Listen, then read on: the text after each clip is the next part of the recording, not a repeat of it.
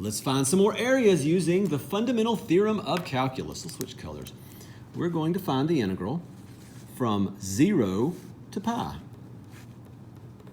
of sine x dx. Okay, we've seen the notation a lot, and in the past we'd be like, let's draw lots of rectangles, or let's approximate this shape using like a semicircle. That'd be a terrible approximation, but things like that. Now we're going to find the exact thing, because this can only be found using calculus. So here we go.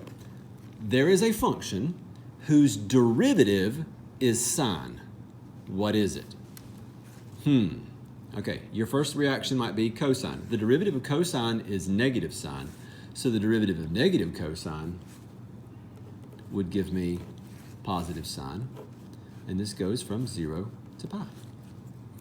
Okay, plug in the pi, plug in the 0, subtract them. So negative cosine of pi minus negative cosine of 0. Cosine of pi is negative 1, so we have negative 1. I'm going a little crazy with that one, but we'll do it. Negative 1 minus cosine of 0 is 1, so negative 1.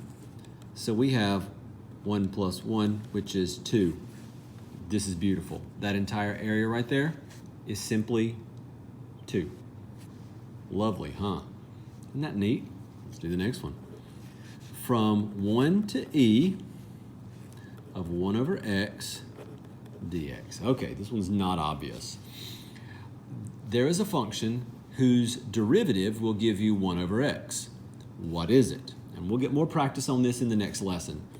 But in the meantime, I need to figure out what function will give me a derivative of 1 over x. And this is one of these that you need to just have memorized, okay? So if I took the derivative of natural log, I would get 1 over x. The derivative of natural log is 1 over x. Trust me, it is. You've seen it before. It's just not used much yet, but it's going to be used a lot in the next few lessons. Okay, we're going to do this. We're going to evaluate this from 1 to e. So the natural log of e minus the natural log of 1. Okay, the natural log of e is a question saying e to what power gives me e? That'd be a 1. E to what power gives me 1? That's 0. This area is 1, which is so cool. Here's what that means. It's 1 square unit, like that's 1 square unit right there, which means all this extra will fit in right there perfectly. I think it's gorgeous. Math is amazing. Okay, something really cool is going to happen on the next one. Find the area bounded by the graph of f of x equals x squared plus 1 on the interval from negative 1 to 1. And as I do that, I'm going to go from negative 1 to 1 of x squared plus 1 dx. And looking at this, I'm thinking, what can I do? Well, here's what I'm going to do, and it's going to make my life a little bit easier, trust me. Do you notice this is an even function? Do you notice this is an even function? Not because that's a 2, but because there are no odd exponents in here, and we don't have other crazy things that would throw it off. Truly, this is a polynomial with only even exponents. 2 is even, and if you want to get technical, 0 is even, right? All right, so because it's that, I'm going to use one of these obscure properties. We're going to say, oh, let's actually go from 0 to 1, same function,